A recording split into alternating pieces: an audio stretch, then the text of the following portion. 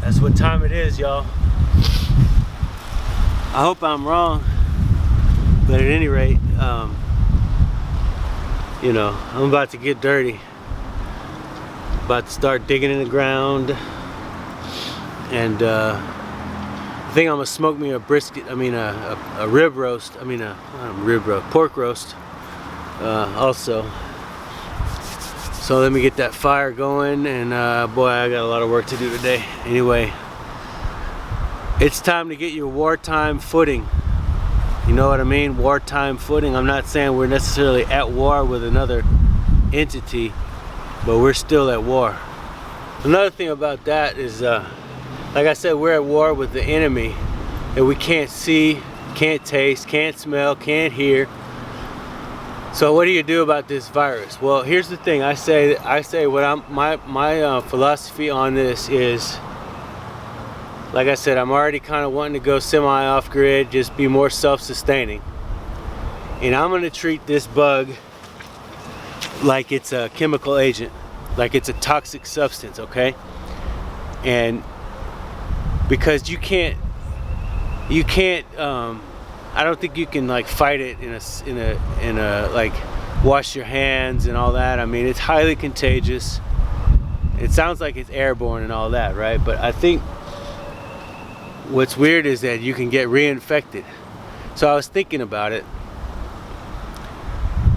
If you go to Walmart and touch a shopping cart and it has it on it, and you get the virus, and you have like 1,500 little particles of virus in you, your body has to fight it. Your body can fight it or whatever, depending on your immune system. But if you wipe down everything on your steering wheel and your car door, and you wipe your hands off with some alcohol or some sort of bleach, like some kind of wipes, whatever works. And that's the other thing, we don't even really know what works, to be honest with you. Anyway, you do that and you minimize the amount that you keep putting into your system. So let's say you get 1,500 of these microorganisms in your system because you went to Walmart. Well, hopefully that's it. You can minimize it to that. What you don't want to do is go to Walmart, get the pathogen, go home, go to the bathroom, not wipe your hands, eat a sandwich, and then you're getting more and more in you.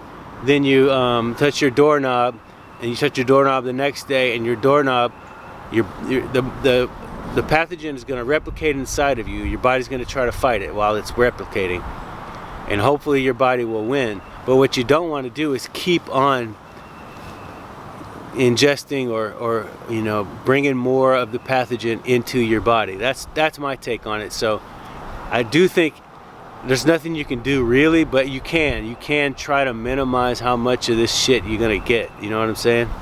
So that's what I'm gonna do. You know, I went to Walmart, and you know, let's say you know, if somebody there had it, well, when I got back, at least, or actually when I got to my car, I opened up the hand sanitizer I bought, and I used it then and there. So now at least if I wipe my eyes or whatever, touch my face, hopefully I'm not just making it harder on my body, you know? So just try to minimize it as much as you can. And the other thing is, I think we all need to be more self-sustaining anyway. I mean, we've had countless examples from Katrina to Hurricane Harvey. Even when the government is on our side, even when they do try, even when they're honest with us, sometimes there's just not enough resources. Like Hurricane Harvey wasn't even that big of a hurricane. I have another video on that. Man, I was in Colorado and I was listening to this app. There's a radio app, like a two-way or a walkie-talkie app.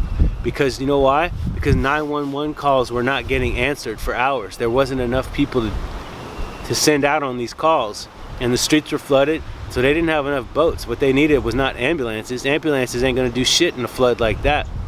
They needed boats. So we basically had ordinary citizens from Texas, Louisiana, actually from all over, that put their boats on a trailer and drove over there to find and found launch places, and people were rescuing people off of roofs. The water was that high.